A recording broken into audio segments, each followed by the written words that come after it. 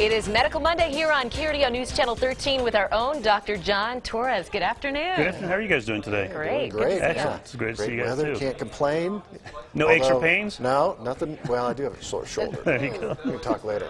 Hey, these days, of course, a lot of over-the-counter pain medications available. It can be hard to choose the right one. What's your advice for everybody? And it depends on what you're choosing it for. You know, we've all experienced those symptoms at some point. A terrible headache, stuffy nose, muscle aches. But which over-the-counter medicine works best for you? Well, brands like Tylenol are popular acetaminophen, and they're best used to ease pain, treat a headache, or lower a fever.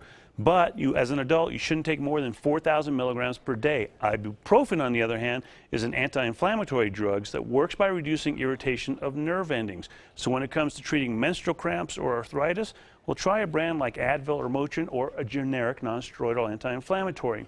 And when seeking relief from mild to moderate muscle aches, colds, or even headaches, well, aspirin is another anti-inflammatory choice, but you have to be careful because it can cause you to bleed. The key is to find a treatment that works for you, and if you're at risk for heart, liver, or kidney disease, talk to your doctor before taking any of those medications because they basically affect different parts of organs in your system. Now, if you want to try an alternative type of pain relief, some options, of course, acupuncture works great, yoga, exercise, and what's called cognitive behavioral therapy, where it's basically you're talking the pain down. Yeah, So it's interesting to see how much activity can actually replace the need for some of these drugs, too. It can, but you have to kind of break through that pain and the activity sometimes. That's the tough part. Yeah.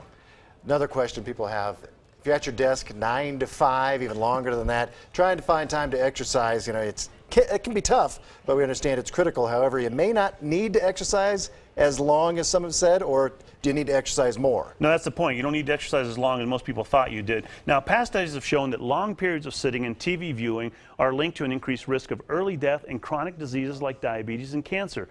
But new research is revealing that not only that regular exercise could cancel out these ill effects, but it might not even take that much of it to do your body some good. Researchers analyzed data from 16 studies, including more than 1 million people, finding that getting as little as just 1 hour of physical activity a day could eliminate the increased risk of dying early linked to all that prolonged sitting. Now, the best results came with 60 to 75 minutes of moderate intensity physical exercise. We're talking a brisk walk or a light jog. So for the sedentary among us, remember that it doesn't take much activity to improve your health.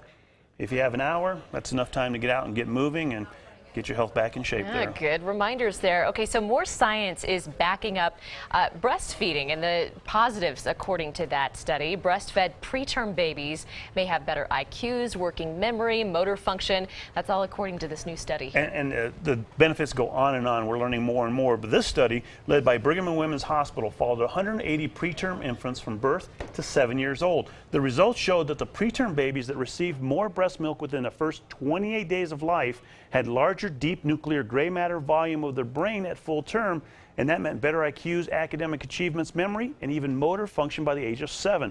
Now, according to the Centers for Disease Control and Prevention, breastfeeding rates are rising in the United States.